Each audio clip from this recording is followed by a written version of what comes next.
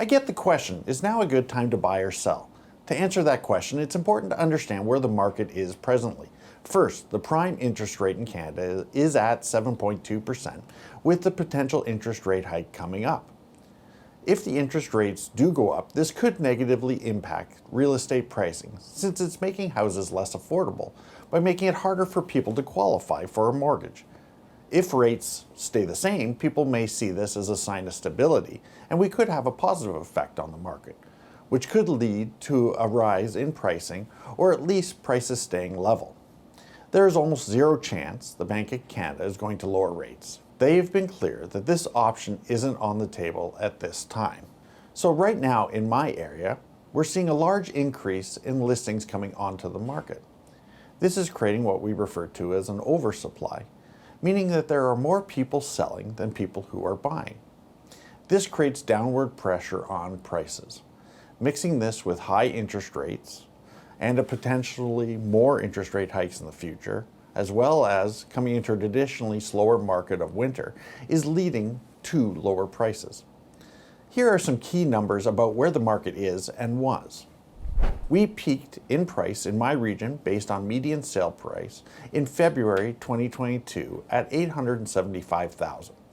Then we declined until December 2022, which was down to $640,000, or down 27% in value from the peak. We then started climbing back up until April 23, when we got to $715,000. And now we've been coming down, with September 2023 being down to $675,000. So compared to the peak in February 22, we're down 23% in median price, or you can say we're down 5.6 compared to April 23. We could also say we're up 5.5% compared to December 2022. All of these statements are correct, but it's important to understand what you're comparing off of. Key takeaways are we're significantly down from the peak. We're higher than the recent low of December 22. We've been on the decline in price since April 23 to now, being October. Now that we've covered where the market's at, let's get back to the question, is it a good time to buy or sell? If you're buying and selling at the same time, the change in the market price has much less effect than most think.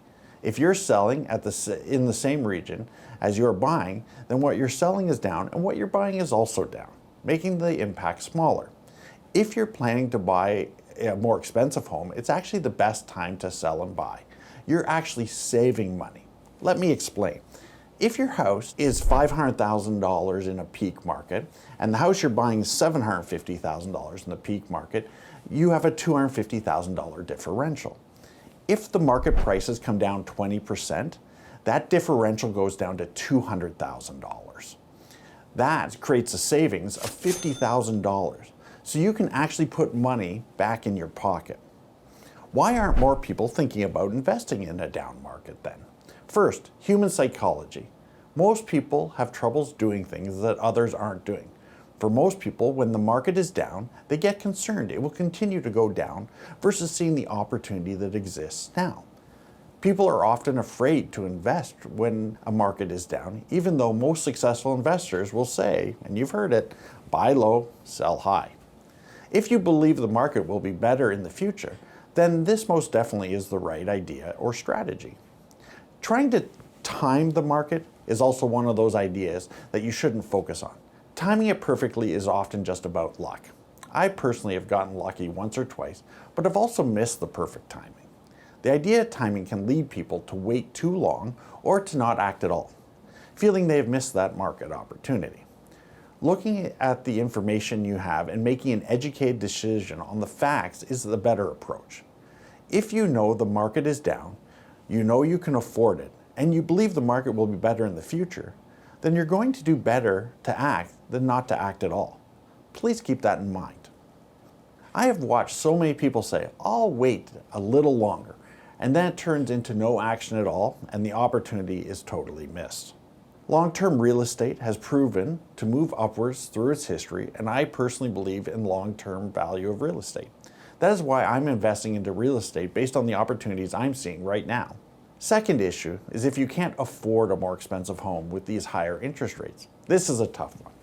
If you don't have the cash and or creditworthiness to be able to jump on the opportunity that exists, that can really suck.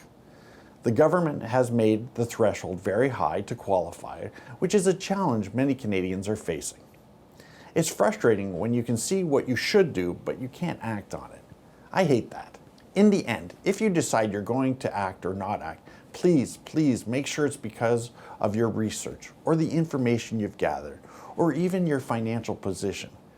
Make sure it isn't fear that makes the decision for you.